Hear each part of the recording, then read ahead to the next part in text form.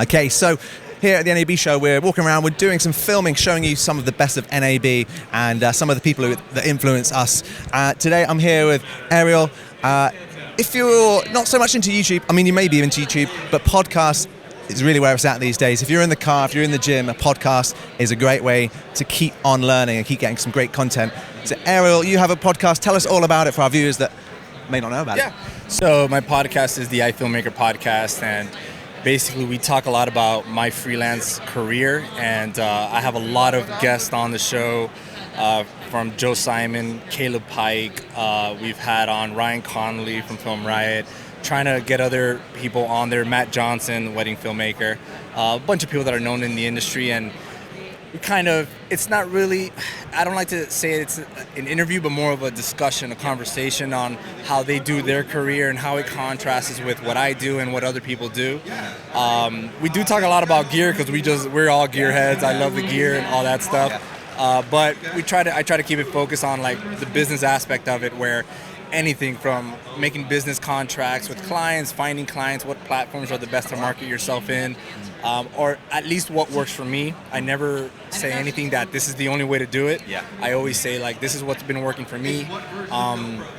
We do the podcast live on YouTube, so it's always live, where people can go and tune into the YouTube channel and they can catch the show live and ask their questions in the middle of the show, and they could steer the conversation. And then after that's done, we'll post it all over iTunes, Spotify, Google Play, every platform for podcasting. And it's great because like me and other freelancers are always so busy. Most of the audience listens on their commutes to work or whatever it is that they do. So we'll talk about the gear that comes out, and we'll talk about, again, how business stuff that anything that might come up, like a crazy client that I have, that how I dealt with that, and how do I make a client pay me after the net 30 days is over, and how to reach out to them, how to be appropriate about it, things like that. Basically, we're just very transparent about the freelancing world and all that stuff. I think that's great because it's one of the areas that it's really understated. You get a lot of tutorials online, but as you say, it's sometimes not getting paid on time. It's sometimes how to handle a bad client, a good client. And I love listening to podcasts, and because you feel like you're part of the discussion. And people, I think sometimes when it's one-to-one, they ask questions that you wouldn't normally ask in a different scenario. Right. Yeah. So we try to keep it toward that part of the business and industry part of that, because like you said, you can go on YouTube and find a tutorial for any camera. You can find a review on any lens that comes out, lighting, audio, all that stuff. Although we do talk about that quite a bit, more than we should, I think, because we're gear nerds. But I really try to keep my topics catered to the business side of things, like that, dealing with clients, talking with them, and again, it's how I do it. And I basically, I give people like my media release forms that I use to get the other people to sign it, following a subject, things like that. And we have the website also, where I'm starting to now start writing blogs and things like that, and getting other people more involved in doing things like that, and just growing the platform. Yeah. I think there's really useful information. I don't know if it's the same here in the US, but in the UK, I think the media industry and filmmaking is one of those industries where when you start, there isn't a fixed rate for how much a filmmaker should be paid, how long you should work, how many hours you should do. So all of that stuff is so valuable. I started out on TV myself, and there were so many instances where I was just working for free, but you feel like you can't say anything. You don't know what the rules are. So so we're very transparent about that. We even made a 2-part episode on what you should be getting paid, like what we charge, but it might not be what you charge, because we kind of take things into consideration, the gear that we have, the amount of years of expertise that we have, the product that we're delivering in comparison to what other people are delivering. We take all that into consideration, the amount of time. Basically, the more you do it, the essential thing is the more you do it, the more you start understanding how long it's going to take you. And if you have already a fixed rate, you already can apply that to a project as a rough estimate for your potential client. So we talk about all that stuff, how we do it. Sometimes it's different than what other people do. They have their own way of doing it. So it's very important, especially for this, that we make sure that people understand that this what works for me might not work for you or for the next person, right? We just give them kind of a baseline outline of how we get to that point, you know, and just give them food for thought for all that, you know, and all that. So that's usually what helps. And so if someone's watching this for the first time, we have a lot of kind of newbies to the channel. Are there any top tips that you would give them if they're just starting out? What things should they really look for, maybe when they're going to see their first client? What are the first things they should be asking or doing?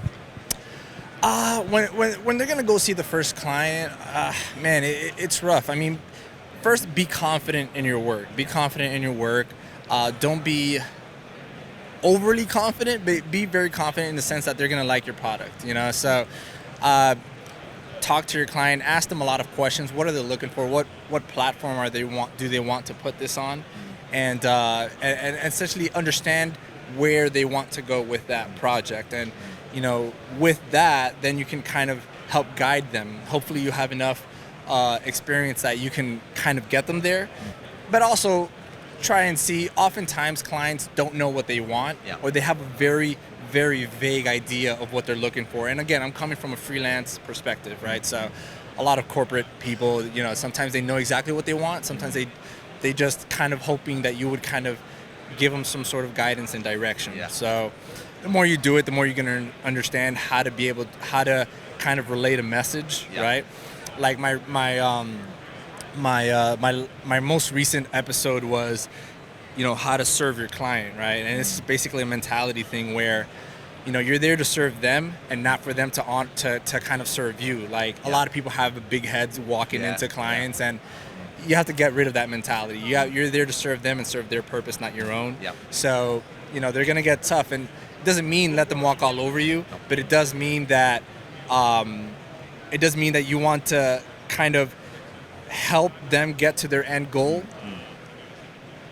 while kind of letting them understand that, and the whole episode breaks all this down, letting them understand that, you know, there's still a charge for everything, you know. So as long as they know your rate, and they could get whatever they want, knowing that they're going to have to pay for it. And it's one of those things where you don't have to be worried about saying this is going to cost more. It should be understood, right? And there's always a way to put that, whether it's an email or a conversation and whatnot. And a simple comment like, that's fine, that's totally fine, and we'll just, you know, we'll add that on there. And always saying the words like, we'll add it to the invoice or something like that, that's totally fine. That gives an understanding that, you're gonna have to pay for that too, you know. So small little things like that, again, that's what works for me. It might, you know, you can say the same thing a different way, it's completely wrong, you know, and it'll just rub people the wrong way. So those things like that is kind of what we share and how we do things like that. So kind of being clear, transparent, maybe asking questions. Transparency is like the biggest thing for sure. Transparency is, you know, don't have any hidden fees. They will really hate that.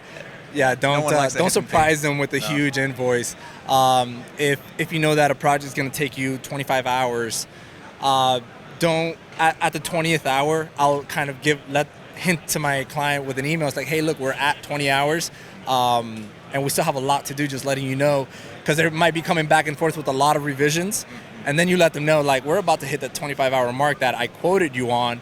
Just understand it's going to be $150, $200 an hour after that, you know? So as long as they understand that, they'll either do one of two things. They'll either really knuckle down and get whatever they really want and let you know this is the final revision, or they'll say, that's okay, let's continue working, you know, let's get this right. And as long as they have that understanding, you're not surprising them, you know.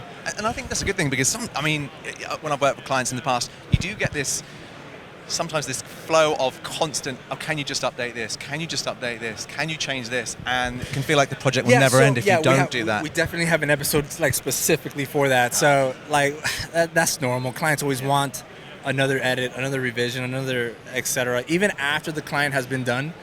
After the project has been done, so they always want that. So you kind of have to balance how good of a client are they, right? If it's a one-time client, I'm a lot harder on those. If it's a big client, if it's a big first-time client, like Burger King, that's one of my clients, I'm a lot more lenient on them. I kind of try to keep them happy. So you have to understand, you have to make that decision for yourself, right? And understand that what you could do is, like, if they know that your rate is, for example, $150 an hour, and they're asking for a revision that might take you a few hours, just say, you know what, I'll leave it at $100 an hour. Yeah. You kind of let them know that you're still going to help them out, but you're not going to do it for free also. So there's several different ways that, again, I do it that way. Yeah. You have to find your own way of doing it. Maybe that'll work for you too. So that's just kind of how I approach it, and I kind of ease it in there and let them know that this is not going to be free, but I'll help you out still, you know? And there's just some small things. Can you change the text? Can you change small things that might take you 20 minutes, if that, you know? I just keep them happy. A happy client is going to return to you, you know? And if you can find a way to kind of do it for free, that's totally fine. But anything after an hour, I'll start, you know, I'll let them know, sure, not a problem. And you know what, just to help you out, I'll knock it down to $100 an hour, you know? Yeah, that's good. It should, that alone tells them that it's understood. Yeah. It's not going to be free. You know what I mean? Yeah. So It's things under like that, control as a small comment like that, they'll understand that. You know, perfect. Well, so it's small things like that that we always share. Perfect. Thanks. There's so much tip there, so much great value there. Yeah. If people want to find out more, if they want to listen to the podcast and watch the YouTube channel, where can they find out more about the podcast? Yeah, so it's iFilmmaker podcast. It's basically filmmaker with an I before it. It's all over iTunes, Spotify, Google Play, SoundCloud. It's all over Stitcher, all over the podcasting platforms. We do host a podcast live on YouTube, so if you guys, if they want to go in live and ask questions and talk with the guests that we have online, they could totally do that, and that's on our YouTube channel. And then there's iFilmmaker.tv is the website where they can just find all that stuff. So, well, thanks very much. Make sure you check it out. Make sure you download that podcast, and make sure you give this guy a subscribe too. Thanks for watching, and we'll see you in the next video. So that's such a great podcast. I would really recommend you download that. I've been downloading it and listening to it while I go for a little run. So make sure you do that. And if you do download it, let us know in the comments section below, and let us know what you're struggling with as a freelancer, as we'd love to help out, and we can put some more questions to Ariel in a future video. But if you want to watch the entire series in its whole playlist, you can do that by clicking the little link down here or the link in the description, and you can watch the entire playlist. Honestly, there is so much great content in there. You're going to want to watch that now.